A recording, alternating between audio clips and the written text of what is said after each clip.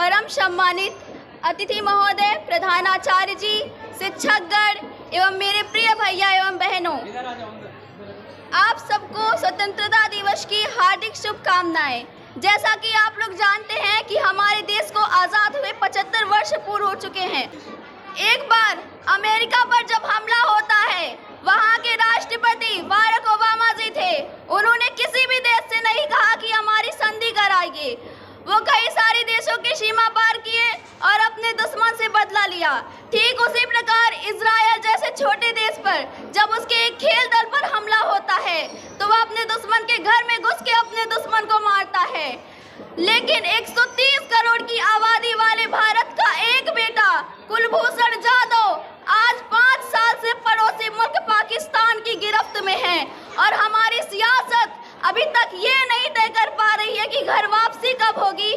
तो माफ कीजिए, मुझे ये कहने का अधिकार दीजिएगा कि सिंहासन पर बैठे सिंह की दहाड़ में और रात को गूंजते गिद्धड़ों की पुकार में ज्यादा अंतर नहीं रह गया है। फिर पिता को ठेस पहुंची, फिर बेटा नादान हुआ है, फिर बैरोनों ने सीमा लागी, भस्मासुर को अभिमान हुआ है। तो बैरोनियत को फिर मिटाने मूसा हृदय चैत्र खुले और भस्मासुर मगरूर हुआ है, शिव का तीजा नेत्र खुले। भस्मासुर मगरूर हुआ है, शिव का तीजा नेत्र खुले। एहसास नहीं है भारत को जज्बात कैद है पाकिस्तान में। 2 बच्चों के दिल बहलाते 2 हाथ कैद है पाकिस्तान में। नौसेना के स्वाभिमान का गुमान कैद है पाकिस्तान में। अबुल कलाम आजाद का हिंदुस्तान कैद है पाकिस्तान में। एक माँ के मुस्दिर आंखों का नूर कैद है पाकिस्तान में। सिर्फ कुलभूषण ही नहीं, किसी मांग का सिंदूर कैद है पाकिस्तान में। भूल गए कृपया हमारी कितनी भूमि छोड़ी है, LOC के आगे चढ़कर सेना वापस मोड़ी है और युद्ध हराया है तुमको। क्षमादान तुम भूल गए, 47 में किया जो हमने भूमिदान तुम भूल गए। बौद्धों के फैले हाथों को भिक्षा हमने दी है जी, देखे को अनदेखा करके जहर की गुट्टी पी है जी। और ताज जैसे ना जाने कितने हमले झेला हमने, फिर भी मैदानों में तुमसे क्रिकेट मैच भी खेला हमने। कश्मीर समस्या को हमने छाती पे ले रखी है, पीओ के नाम की दौलत तुमको भीख में दे रखी है और अपने अग्नि शस्त्रों की आवाज दबा रखी है जी। अश्वमेघ के घोड़े पर भी लगाम लगा रखी है जी। 1997 जब भारत और पाकिस्तान का युद्ध हुआ था तो हमने उनके 93,000 सैनिक को युद्धबंदी बनाया था। वो बोल रहे हैं शीशे के पत्थर नहीं तोड़े जाते, वो बोल रहे हैं शीशे के पत्थर नहीं तोड़े जाते। 93,000 छोड़े थे हमने, उनसे एक है नहीं छोड़े जाते। साजिश करने वाले सारे उसे बेकार समझते होंगे, 70 वर्षों के जख्मों का एक उपचार समझते होंगे। सोचते होंगे सदी की आवाज बनाकर छोड़ेंगे या दूजा सराज जीत फिर हिमराज बनाकर छोड़ेंगे। क्या सोचते हैं सदी की, क्या सोचते हैं हंसी टिटोली वाला वाद है कुलभूषण या भौगोलिक फुटपाथों का लाचार अनाथ है कुलभूषण। अरे नशा उतारो पाकिस्तान का, मन मस्त होकर बैठा है। अनाथ नहीं है कुलभूषण, वो भारत माँ का बेटा है।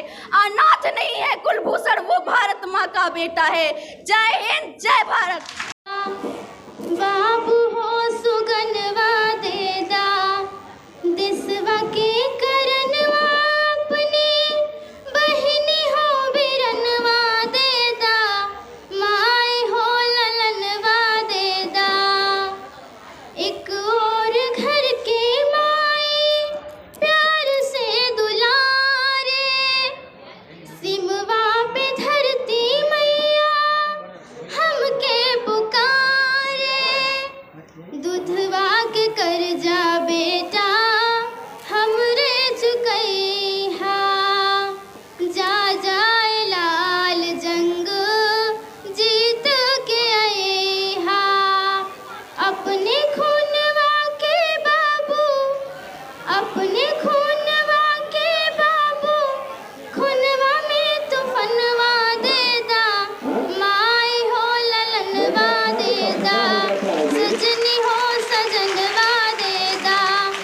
देशवा के करनवा अपने सिनुर के निसनवा देदा माए हो ललनवा देदा मर के भी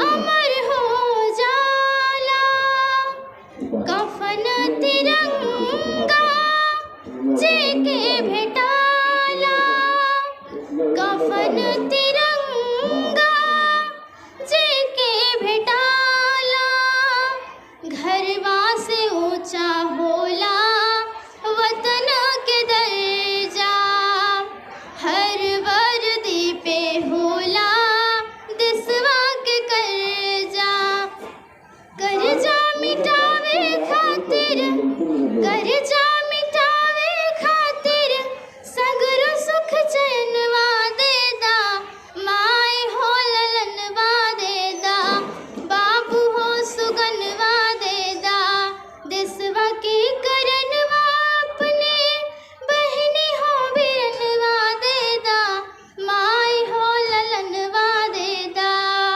जय हिंद जय भारत। देवी मां शारदे इस कार्यक्रम का संचालन कर रहे संचालक महोदय, हमारे भविष्य की हमेशा चिंता करने वाले प्रधानाचार्य जी, हमको पत्थर से तराश कर भगवान का स्वरूप देने वाले आचार्य जी, आचार्यगण एवं इस देश को विश्व गुरु बनाने की अटूट क्षमता रखने वाले मेरे प्रिय भैया बहनों, आप लोगों को स्वतंत्रता दिवस और अमृत महोत्सव को हार्दिक शुभकामनाएं। कि हे भारत के राम जगो, हे भारत के राम जगो, मैं तुम्हें जगाने आया हूँ और 100 धर्मों का धर्म एक बलिदान बताने आया हूँ। सुनो सुनो हिमालय कैद हुआ है, सुनो हिमालय कैद हुआ है दुश्मन की जंजीरों में, और आज बता दो कितना पानी है भारत के वीरों में। शत्रु द्वार पे खड़ी है सेना, शत्रु द्वार पे खड़ी है सेना, आज तुम्हें ललकार रही, सोए हुए सिंह जगो, माता तुम्हें पुकार रही। यहाँ पर अपना देश मात्र संविधान से इस देश को आज़ादी नहीं मिली, 2 कागज पर साइन हो गया और आज़ादी मिल गई, ऐसा कुछ नहीं था। हजारों लोगों ने हंसते हंसते फांसी को चूम लिया तब जाके आज़ादी मिली। उसी में एक शहीद का नाम आता है वीर बंदा बैरागी। वीर बंदा बैरागी का नाम क्यों वीर बंदा बैरागी नहीं था, केवल बंदा बैरागी के नाम से मशहूर वीर बंदा बैरागी जब 1040 अंग्रेजों के बीच में 30 सैनिक उसके और एक अकेला वीर बंदा बैरागी जब पकड़ लिया जाता है, तो अंग्रेजों को इतनी औकात नहीं थी, अंग्रेजों के अंदर इतनी हिम्मत नहीं आ पाती थी कि ये उस अकेले मत वाले वीर बंदा बैरागी को जाकर पकड़ ले। ये हिम्मत उन अंग्रेजों में नहीं थी, उन 1040 अंग्रेजों में नहीं। बैरागी ने घास की रोटियां खाई, हड्डी जो वहाँ पे पड़े हुए थे उसको पीसकर आटे के रूप में खाया। उसके बाद जब उन्होंने खुद को समर्पण किया, जब उनको पकड़ लिया गया तब जाके उसको ले जाया गया और पारी पारी करके उनका सर काट लिया गया। उनसे बस एक प्रश्न पूछा जाता था, सर कटाओगे यार इस्लाम कबूल करोगे और अच्छे अच्छे अवसर जीने के लिए पाओगे।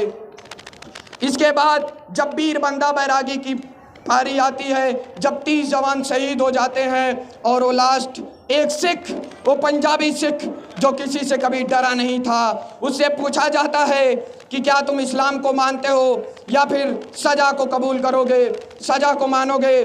तब वो सीधा मना कर देता है, कहता है कुछ भी कर लो, मैं मानने वाला नहीं हूँ। उसके 4 साल के बेटे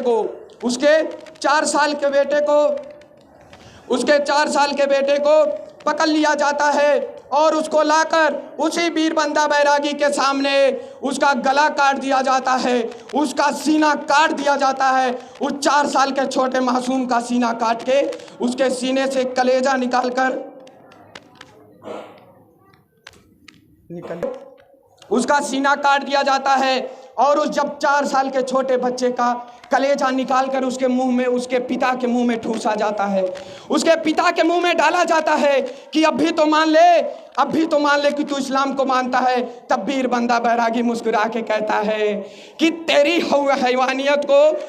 हैवानियत को बस इतना आता है, तुझको कौन बताए मूर्खो, वो सर कभी झुक ही नहीं सकते जिनको हंसते हंसते कट जाना आता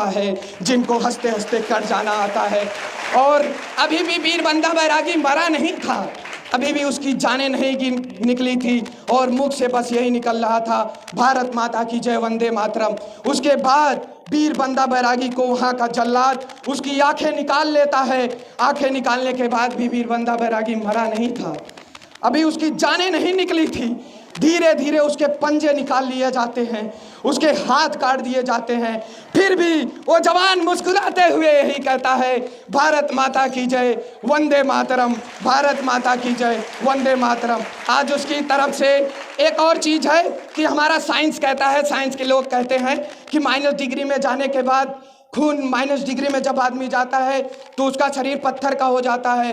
तो कौन बताए इनको, इन साइंस वालों को कौन बताए? जो ये आर्मी पर हमारा जवान खड़ा है वो -14 की डिग्री में लगातार ड्यूटी देता है और 100 की डिग्री के ऊपर जाकर उस रेगिस्तान में ठहाके मार मार कर हंसता है, ठहाके मार मार कर हंसता है। अंत में कुछ नहीं कहना, बस इतना ही कहना कि रहे तिरंगा हाथों में, रहे तिरंगा हाथों में और इनकलाब की बोली हो, जो भारत मुर्दाबाद कहे उसके सीने में गोली हो। जय भारत, जय भारत।